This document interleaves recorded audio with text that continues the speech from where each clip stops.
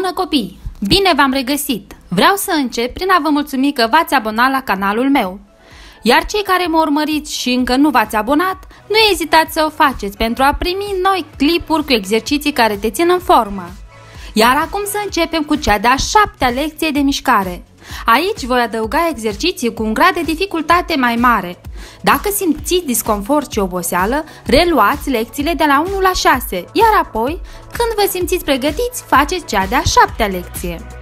Exercițiile noi sunt: sărituri de pe un picior pe altul, fanderi laterale cu aplecări în față, plank, plank lateral,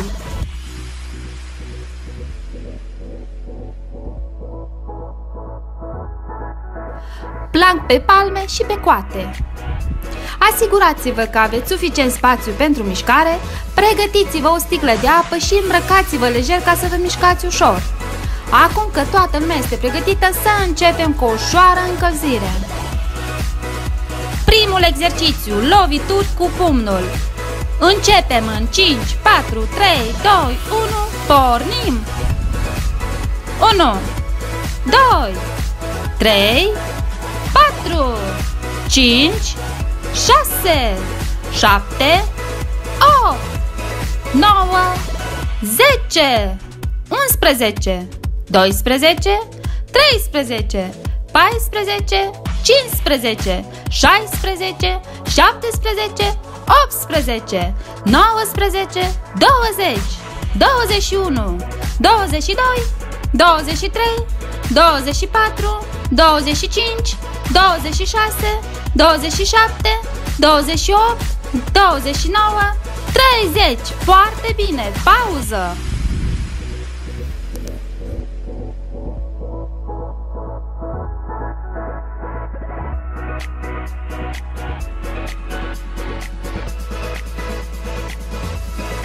Gata pauza! Următorul exercițiu, sărituri de pe un picior pe altul. Atenție! Pornim! 1, 2, 3, 4, 5, 6, 7, 8, 9, 10, 11, 12, 13, 14, 15, 16, 17, 18, 19, 20. Foarte bine! Pauză!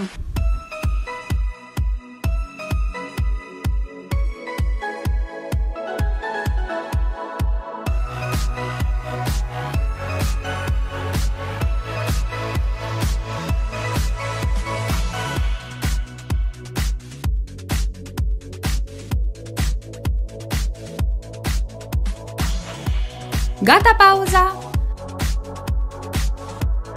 Continuăm cu săriturile jumping jacks. Atenție! Pornim! 1, 2, 3, 4, 5, 6, 7, 8, 9, 10, 11, 12, 13, 14, 15, 16, 17, 18, 19, 20, 21, 22, 23, 24, 25, 26, 27, 28, 29, 30. Foarte bine! Pauză!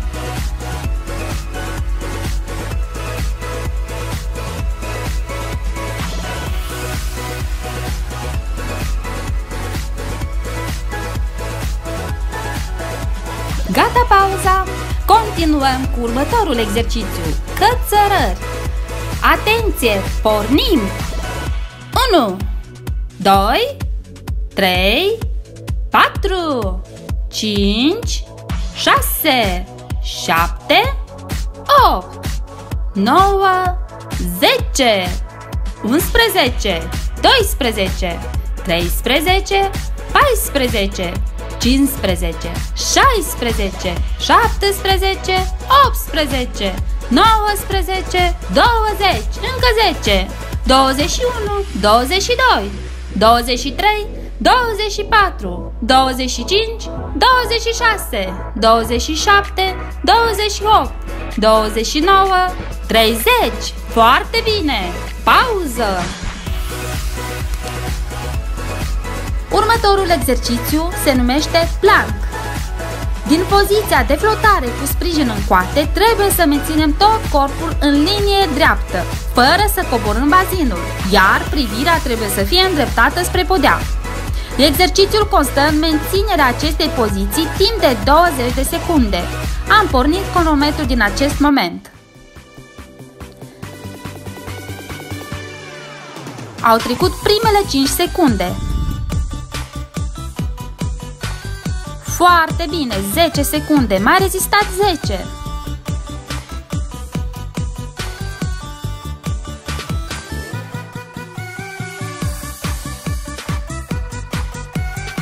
Excelent! Cât timp durează pauza, vreau să vă reamintesc să vă abonați la canalul meu pentru a primi noi clipuri cu exerciții care te țin în formă.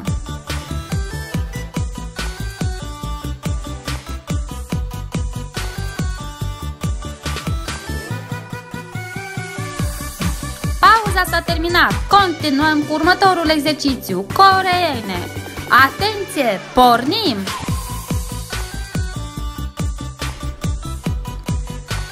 1 2 3 4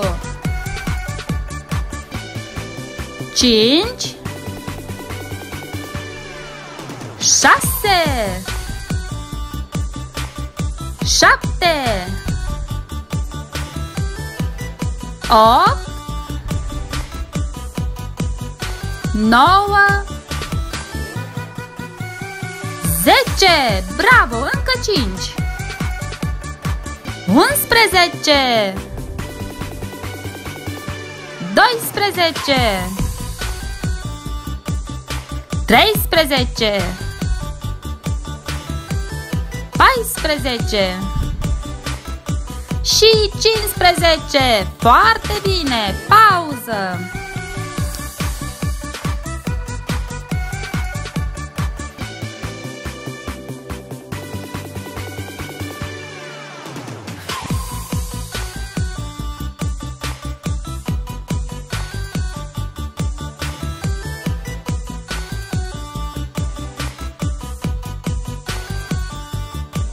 Gata pauza! Următorul exercițiu, pandări laterale cu aplecări.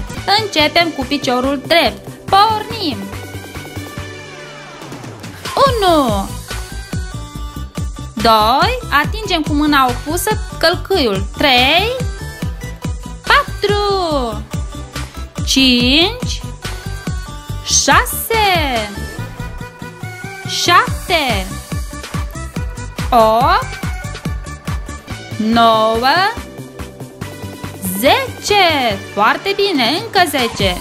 11 12 13 14 15 16 17 18 19 20. Excelent!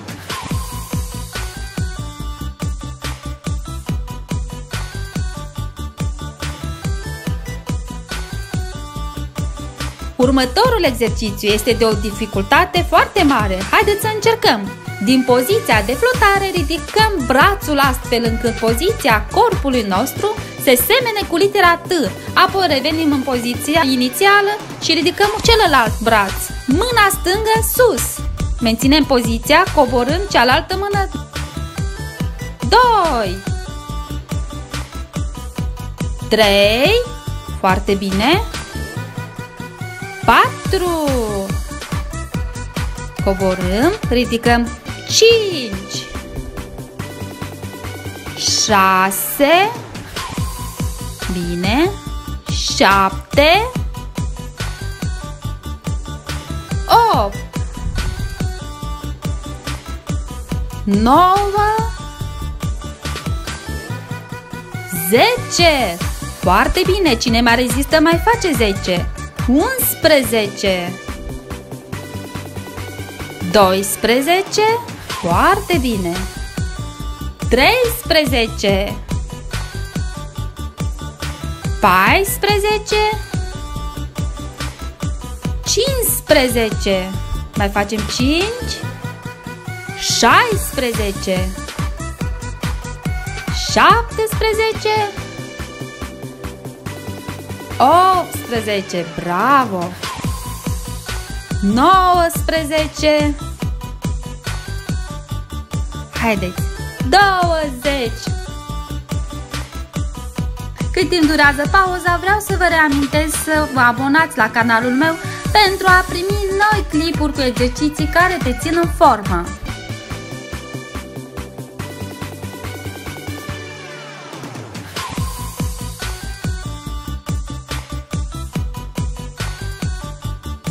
Și acum, ultimul exercițiu, o adevărată provocare, plank pe palme și plank pe coate. Din poziția de flotare coborâm pe coate și revenim. Atenție, începem, jos. 1, 2, 3, 4, 5,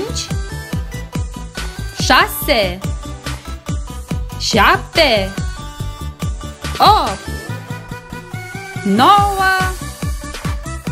10, încă 6, 11, 12, 13, 14, 15 și 16. Foarte bine!